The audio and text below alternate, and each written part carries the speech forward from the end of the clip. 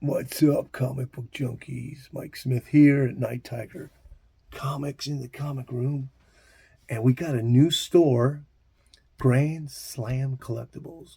Just opened a month ago. And I was at my regular LCS, and he said, I'm going to tell you a secret. There's a new store, and they have 100 long boxes of dollar comics. And as soon as I left there, boom, what did I find?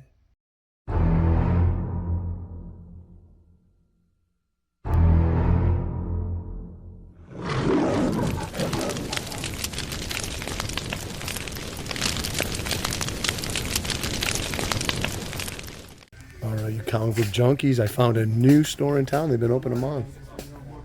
Grand Slam Collectibles. And all these are $1. And I was told they have 100 or more boxes somewhere else too. So pretty cool.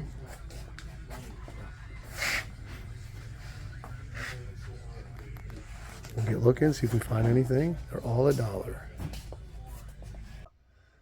This place did not disappoint when it came to dollar books. You don't find dollar books like this hardly ever. So let's see what I got. And I have to say, before I get into it, I left a lot behind of cool stuff simply because I'm downsizing and I already had them, so there would be doubles. And I'm not picking up, extra stuff anymore to give away. Matter of fact, my wife requested that I stop sending out prizes because she wants to move into Dominican Republic in 1 year. And so we're trying to tighten the budget and save our money.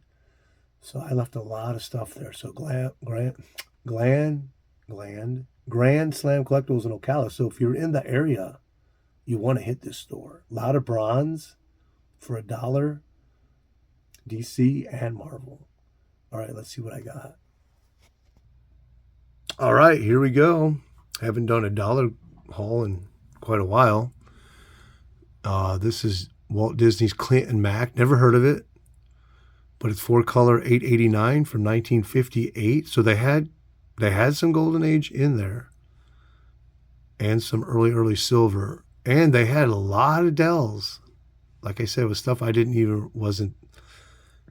care about. It was low grade, or I already had it. And I'm trying to downsize my collection. I'm actually trying to weed out my lower grade books. I know that sounds weird, but I'm trying to make the collection is a little more valuable in a sense, tighten it up. Basically, I don't even know the right words for it. I've been to Dominican Republic quite a few times. I've never lived in a third world country, so it is scary. Matter of fact, my wife actually said, I'm going to mention it in the next video. But so Clinton Mac, I don't know, this cover was just so cool. I've been to London. I've been to the Big Ben. So that was cool. And I don't know, there's different books that I like. They have this certain kind of blue. So it's a great photo cover with a great blue sky background, really dark. I don't know how you explain it. I don't know. I just like it. So I picked it up.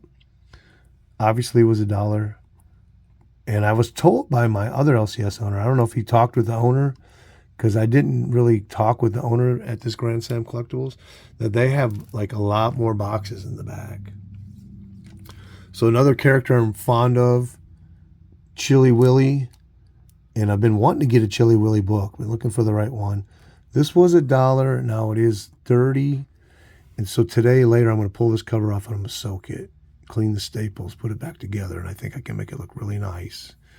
So Dell 4-color 1017 from August 1959. This is a Walter Lantz creation. So I tried to put these books in order of like what I thought were like monetarily value or key value, because there are some pretty cool ones in here. This one, just love the cover, never heard of this. Love these like 80s and early 90, 91 indies, because there's some really good stories and covers. Thought that was a really sexy cover. I the artists are there. I don't know who this is. This is from 1990. This is the special. So this actually was a series. Innovation Comics. I thought that was a cool cover. And then I didn't even look. I don't think I had this, but this is the 100-page spectacular. It's not the regular 100-pager, but this is what's special. This is DC Special Series number 15 from March 71, I believe. It's got a lot of Golden Age stories in it down here. So they're all reprints. 100 stories, no ads, cover to cover. I think they're all reprints, though. I don't think there's anything original here. Actually, I have this issue.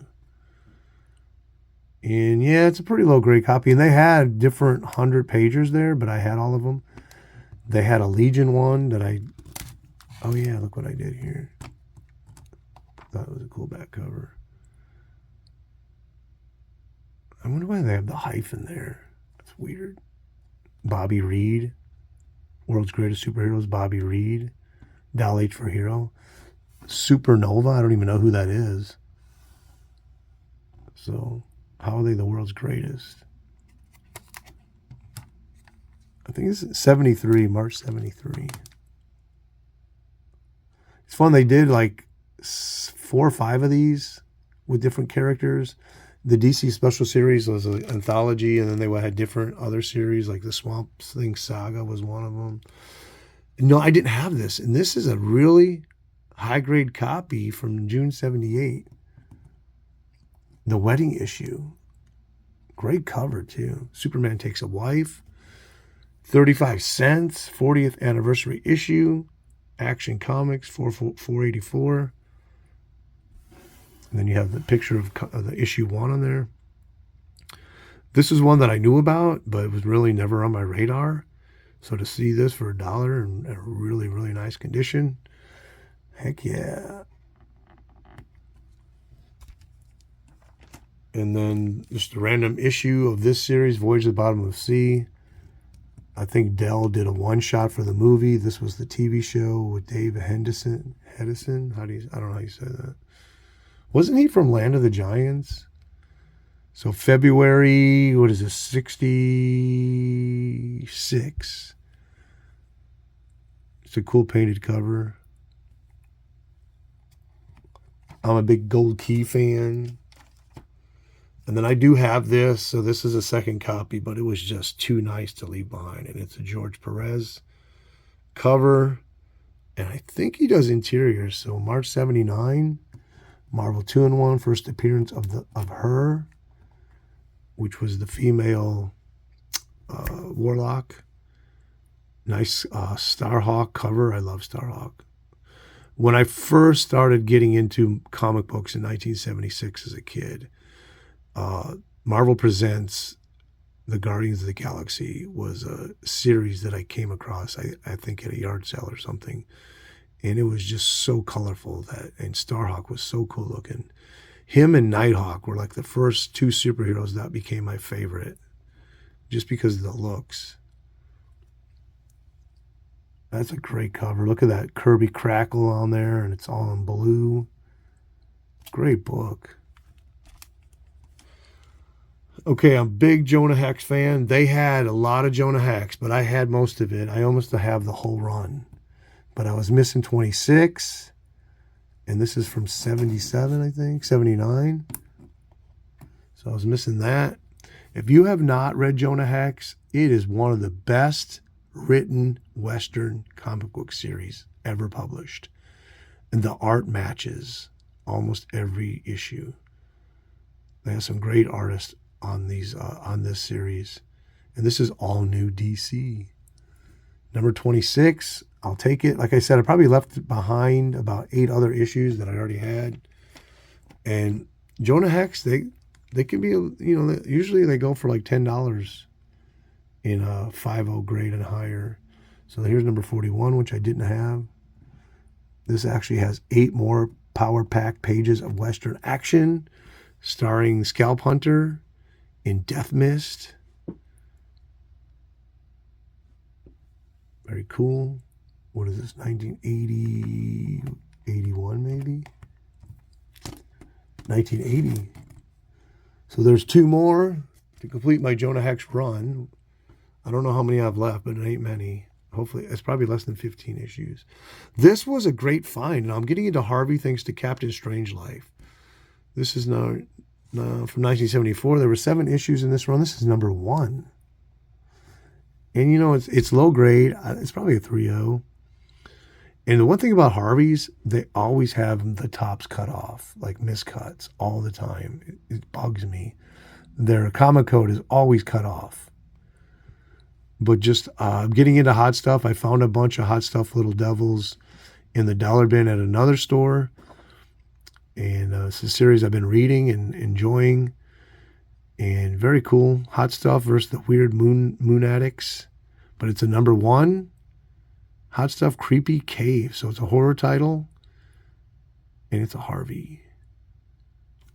And Harvey had, they ran animated cartoons in the late 60s, I think it was, the mid to late 60s. It wasn't very long.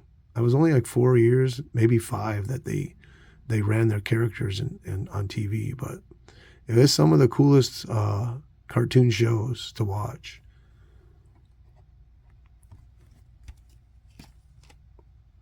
This was a great find. This is probably out of the comics, so everything else after this is not going to be comics. But this is like a 3.5 copy. I didn't have number 3, Astonishing Tales, featuring Kazar. Or Kazar. I always say Kazar, but now it's like I'm starting to say Kazar. I don't know. It's because I'm getting older, wiser, more mature. I don't even know. But Dr. Doom. So I like Dr. Doom as he's the main feature on the cover. His name is second, but I'd rather see him first on the cover than Kazar. Now, I've read Kazar and I have the series. I have all the series. He's a great character. I mean, I'm never disappointed in reading a Kazar tale. Actually, I'm more shocked how good they are than anything. So The Secret of the Faceless One. What is he, a mummy or something? I don't know. But 2 full-length features, and that was $1. So that's all the comics. Now some really other cool stuff for $1, and they are books. They're all from the original ones. This one's still sealed. It has the record in it. And that's from 1977. This is from 79. Story, music, photos from the original motion picture. 24-page read-along with the record. I might have to buy me a turntable now. So here's another one. This one's not sealed, but it has the record in, and the record is pristine. 33.5 RPMs, dudes. Rotations per minute. We can get in a little closer on those. So here's the R2-D2's activity book. This is from 1979. Now this had a sticker on. I took it off. This one I wanted to leave that sticker on, and I actually researched this sticker because it is the original store that this was sold at, which is very cool. So none of the activities in the book are done or worked on, but it is this is probably the lowest grade of the ones I picked up out of that dollar bin. But here's the history right here. So originally sold at Child World Children's Palace. So Child World was a toy retailer established in 1962. Then they acquired another toy store called Children's Palace from Kobacher stores in 1975. And then they all went out of business in 1992. So this was $1.25 in 1979. So I got it less than cover. And then we have another one. This is from 1979. Mysterious. The Mystery of the Rebellious Robot. Actually, this one's pretty low grade too. Wraparound cover. And then we have from 1979, The Maverick Moon.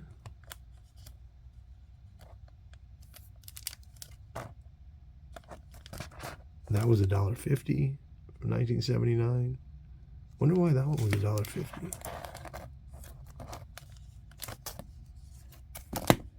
This one was what?